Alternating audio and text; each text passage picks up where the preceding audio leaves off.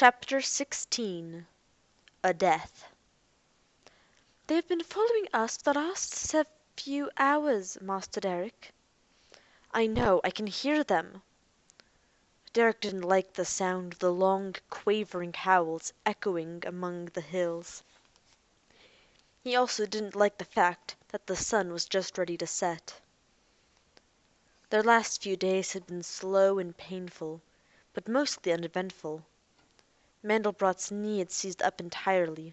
The robot walked with a stiff-legged limp that made their progress halting. Derek's arm was still sore and throbbing, but he nursed the remaining painkillers, taking them only when it became unbearable. He watched his own footing carefully, knowing that if he stumbled he couldn't easily break his fall. Derek would have sworn that their backpacks, light enough when they'd started out, seemed to be gaining weight as the days wore on. He wasn't much enjoying his first days on this world. He would have given nearly anything for a hovercraft. His feet hurt, his boots rubbed his toes raw.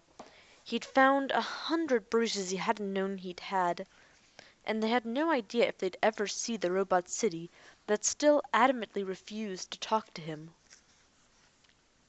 What good are the chem pets if he can't communicate both ways? It was just like something Dr. Avery would do.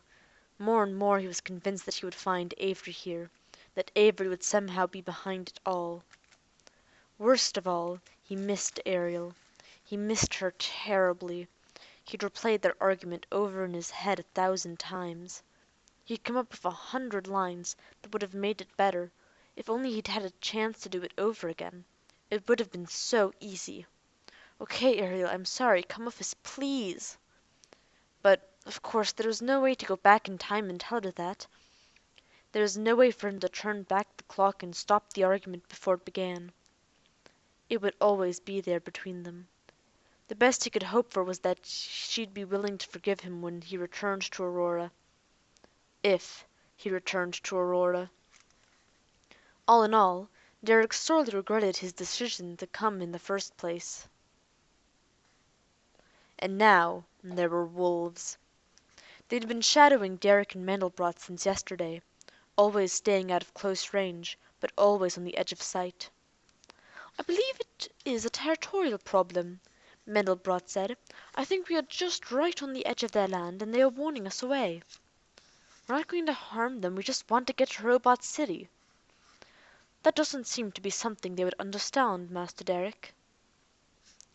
Derek stopped and slipped the pack from his back, grimacing as though straps put weight on his broken arm. There was a compressed air gun in the survival gear, a short-range weapon only, but the glass jarts contained a deadly nerve poison. Derek felt Mandelbrot watching him as he loaded the gun and slid the holster on his belt. "They could be carnivores," he said to the robot. "I don't want to take any chances." "I have been listening to them," Mandelbrot said. "The calls are remarkably complex, and their teeth may well be remarkably sharp." "Understood, Master Derek. Still, I have been carefully watching and listening. They seem to be staying within these hills." Mandelbrot pointed to the area directly ahead of them. "One of them will come directly into view and howl to us, like a challenge or warning. That is why I believe they are telling us to turn away. What if their calls are a language? Perhaps we should avoid confrontation altogether." "How? By going 100 kilometers around? Mandelbrot, we're both hurt. We need help, and the only help is in Robot City, which is, we think, that way. Wolves or no wolves, I've heard the wolves too, and it doesn't sound like any kind of language to me." "I understand, Master Derek. Still, the voices are very complex, the falling tones, the breaks." "We don't have time for detours. We won't live long enough for that." Mandelbrot nodded. Derek's insistence forced first law overtones and third law obedience. The robot went silent. They began walking again. Long shadows covered the landscape. The disk of the sun was gone behind the hills, and the western sky was a bath of crimson. Already the first stars were up in the east, with the largest of the two moons, a crescent horn, high in the sky. Derek and Mandelbrot used the remaining light to push on into the hills. The barks and yips and howls stopped ominously as they topped the first crest. When it became too dark to see the tree roots and stones in their path, they stopped. Derek unpacked the tent. Mandelbrot made a fire. "Wolves are often afraid of fire," Mandelbrot said. "I'll remember to hire you as a guide next time we go on a safari," Derek said. Firelight threw moving, wavering shadows through the trees. The wood hissed and sparked. It was hard to see anything beyond the glare of the flames. Derek thought it worse than the darkness itself. It was easy to imagine shapes in the erratic light, and none of the shapes in Derek's mind was pleasant. "I'll get some food started," Derek began to say. Then the shapes from his nightmares streaked from the woods, growling and snarling. They were not wolves, at least, not like any wolves Derek knew. They were larger than the old pictures Derek had seen. Lean, gray furred bodies and massive chests. Their heads peculiarly shaped, large skulled but with a distinct canine muzzle. They ran from the woods on all fours, but reared up on hind legs at will, slashing with forepaws, well articulated fingers tipped with razor claws. Their eyes were red from reflected firelight, and they roared and howled and shrieked as they attacked. The creatures hit Mandelbrot first, which very likely saved Derek's life. They ignored Derek, slamming into the hobbled robot. Mandelbrot could not move quickly enough to avoid them. The robot flailed back at them, and the ivory arm snaking like a whip. It struck one of the wolves across the snout, and there was a distinct crack of bone as the wolf creature yelped, rolled, and fled. Three more struck Mandelbrot at once, and the impact combined with Mandelbrot's bad leg knocked the robot entirely over. He fell into the fire, clasping two of the attacking wolf creatures. Sparks flared and snapped. The wolves howled in fear and pain as they struggled to get away from the robot's steel grasp. Mandelbrot let them go at last, and the wolves yelped and fled, their furs scorched and burning. Mandelbrot struggled to get back on his feet, sending glowing embers flying through the air. Then everything was confused. Derek had dragged the gun from its holster. He squeezed the trigger at anything moving beyond the campfire. The gun bucked in his hand. Something big and horribly strong hit him from behind, and he went down, shouting with pain and nearly losing consciousness as he landed on his bad arm. He couldn't see anything. His head was full of exploding blotches. Somehow Derek held on to the gun and fired blindly. He couldn't tell if he hit anything or not, but all at once the battle was over. One of the wolves gave a short, high bark. The others dropped the attack and fled into the wolves. Derek felt a metallic hand on his shoulder. "Master Derek?" "Wolves are afraid of fire, huh?" "I have made the correction in my databank." "Good. Wonderful. Now help me up." The camp was a mess. Burning logs were scattered around the area. The tent had collapsed. There was a long rip in one of the packs, and several cans of food had spilled out. "Great," Derek sighed. "We'll be up half the night fixing things. If our friends don't make a return visit." He added, "Man's best friend, they aren't." They found the body in the morning as they began their trek once more. Derek nearly stumbled over it in the underbrush. "What the—" he began, and stopped. "Oh, no," Derek said breathlessly. "Please, no." "What is it, Master Derek?" Mandelbrot said, limping over. Derek didn't answer. He only stared. The wolf creature had evidently caught one of the stray darts Derek had fired the night before. It was a young one, a female who had evidently been watching the fight from the corner of the trees. She certainly had not been involved herself. She couldn't have, even if she'd wanted to. Lashed round her body with vines was a primitive travois built of trimmed sticks, a carrier, and in one hand, uselessly, she clenched a stone knife, the chipped edges of which showed mastery of a flint-knapper. "By any god you care to name," Derek breathed, Mandelbrot, you were right. The wolves, they're sentient. Derek looked at the body stricken, and I killed one.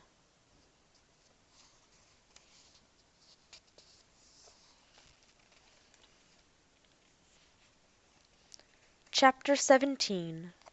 In the Hill of Stars. She bayed a challenge to Central from the nearest hill, for no kin would go into battle with an equal without first warning them. There was no answer. She hadn't expected one. Pecking along the hills at the edge of the city, Silverside watched for a few minutes, paying careful attention to the movements of the nearest walking stones, and listening to their voices in her head. There were several types that seemed to roam freely through the streets. Silverside left the heights and moved down from the trees to get a closer look at them.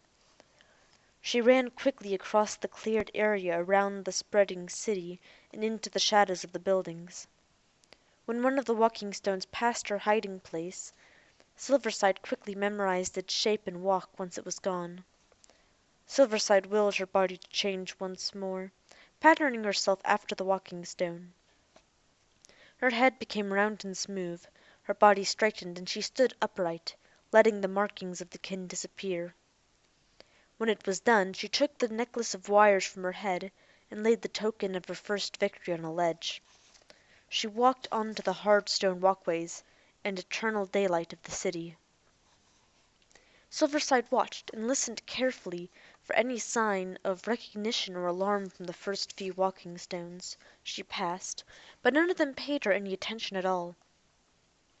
As she went deeper into the steel canyons of this place, the walking stones became more numerous. Soon Silverside was moving in great crowds of them, of all manner of shapes and sizes. This was certainly not the forest, where a kin could, at need, wander for a day or more without seeing another of the kin. Lifecrier's analogy, which had first sparked this idea in her, seemed more and more apt. These were krajal, hive insects that could not exist without each other. They had no individuality at all. They existed only to serve Central, and without Central they were nothing. The society seemed very wrong to Silverside. Her decision now gave her no pause at all. It was right to destroy this place, despite the sophisticated technology it showed. It spoke of intelligence, yes, but of intelligence used in the wrong way. This was not logical, she decided. This was not the way of humans. Silverside continued on. The kin, she knew, would have been puzzled by the silence of the city. There were few noises at all beyond the hum of machinery and the sound of the walking stones' passage. None of them spoke in what the kin would have considered an audible range. But Silverside heard the racket of their thousands. She listened to the walking stones' endless chatter in her head. Already she was missing the good smell of earth and foliage and the sounds of life. This was a dead place. This was a sterile and horrible place, and she was headed for the very heart of it. The Hill of Stars. There Central would be waiting for her. Lifecrier had said that the Hill of Stars was the first thing the walking stones had built. The Krajal always built first a room for their queen. The different species of walking stone all used different frequencies to communicate with Central. Silverside knew that without understanding frequencies or bandwidths, each species resonated in a slightly different place in her head. Jeanette and Nancy had also built into her robot a primitive location device. Silverside could listen to Central and know from which direction the transmission came. It was easy enough to walk the streets and listen, tracking Central. None of the workers even questioned her right to be there. They ignored her, going about their own tasks. Central was concerned about her, though. Silverside heard a continuous stream of unanswered queries directed to the hunters. As she approached the Hill of Stars itself, Central ordered a group of workers into the forest to seek the hunters. Silverside felt satisfaction at that, for it meant that Central either had no more hunters to send, or that it was not going to expend more of them until it understood what had happened. Either way, it meant that the other kin were relatively safe for the moment. Silverside continued on until she reached the large open plaza in which the Hill of Stars stood. The gigantic pyramidal structure overshadowed any of the other buildings in the city, towering higher than the hills surrounding the valley. Its steep, sloping faces were pocked with windows, behind which she could occasionally see the walking stones moving. The scale of the structure was something she could only now begin to understand. It was immense, far larger than anything else in this place. A fitting place for the central, for this queen walking stone, she decided. There were large doors cut into each of the sides. Silverside began walking across the plaza toward the nearest of them. She expected to be stopped and challenged. She had prepared herself to be ready to move quickly and violently, knowing that once an alarm was raised, Central would immediately take steps to protect itself, and she would have scant minutes to finish her task. It was almost too easy. None of the walking stones in the plaza made any move to prevent her from entering the Hill of Stars. Like the rest, they paid her no attention at all. She was simply another one of the workers, going silently about her task without question. Why should another of them question her right to be there? She entered into the cold dimness, bound by stone and cut with wide hallways. There were fewer of the walking stones here, and most of them had different body construction, more streamlined, with hands obviously designed for delicate work. From the orders given them by Central, Silverside knew that these were the attendants of Central, the ones allowed into its presence. Silverside let her body change to match their shape in a brief moment when she was alone in the hall, and then continued walking, waiting. It took only a few minutes. An order came from Central to one of the attendants who had just passed Silverside, summoning it. The walking stone turned to obey, and Silverside followed, moving with the walking stone along the labyrinthian corridors, deeper into the heart of the Hill of Stars. In time they passed through a set of wide doorways into a vast interior chamber, and Silverside looked up at Central. The huge chamber was brightly lit from hanging lamps. 4 doors entered into it on the ground level. Balconies rimmed the walls to the ceiling, 20 or more stories high. In all that vast space, walking stones moved on all sides, but the ground floor was left mostly empty but for a cluster in the exact middle. There stood a quartet of hunters, one at each corner of an array of 8 wafer-thin, 2-meter-tall rectangles, arranged like the rays of a stylized sun around a central column. The column was all black and chrome, with tiny lights blinking red and amber up and down its length.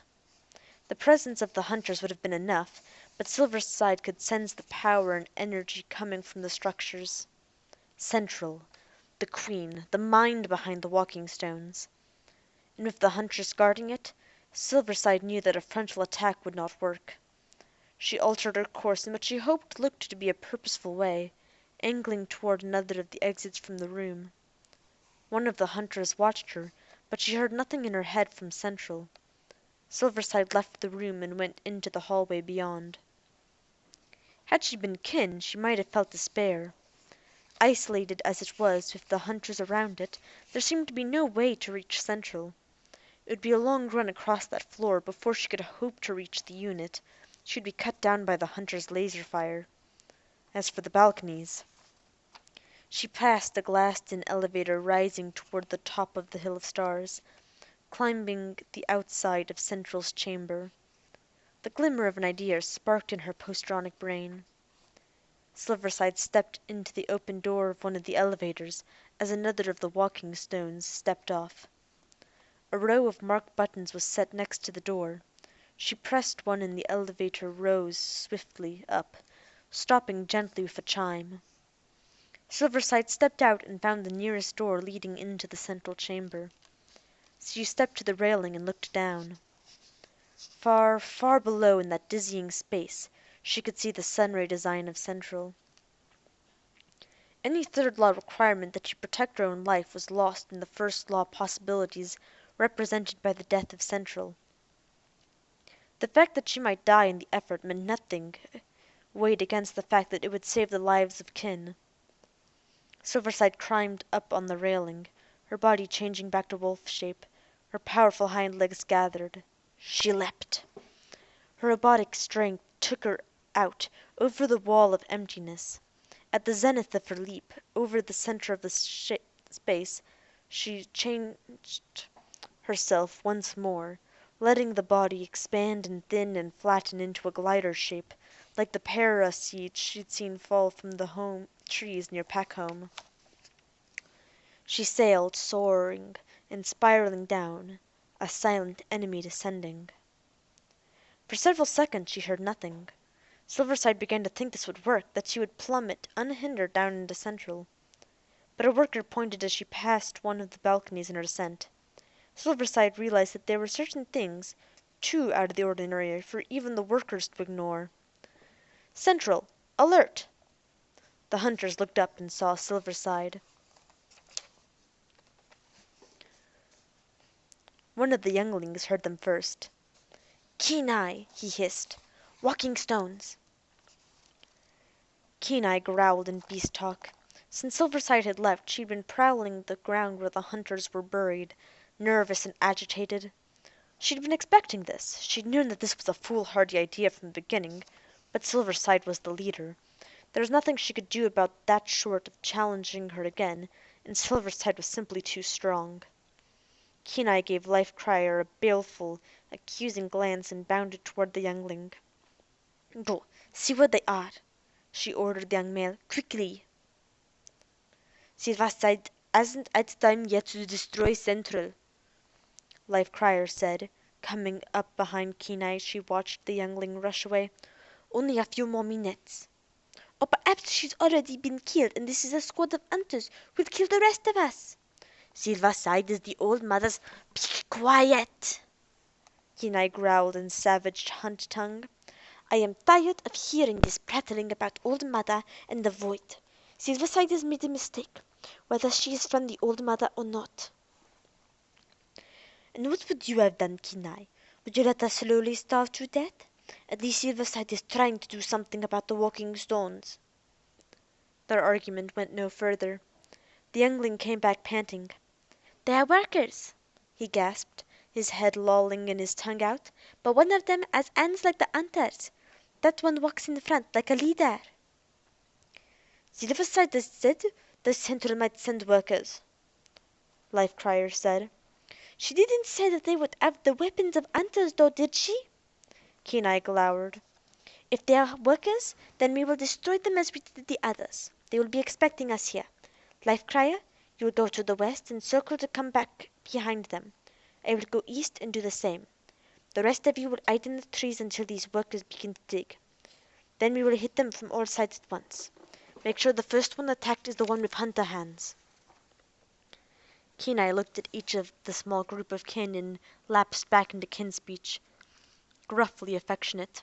"We must stop them from unearthing the hunters. We must try to give Silverside the time she asked for." She looked at Life Crier last of all. "Even if it means nothing," she added. "Now, go!" Kenai and Life Crier streaked away as the others melted into the cover of trees around the glade.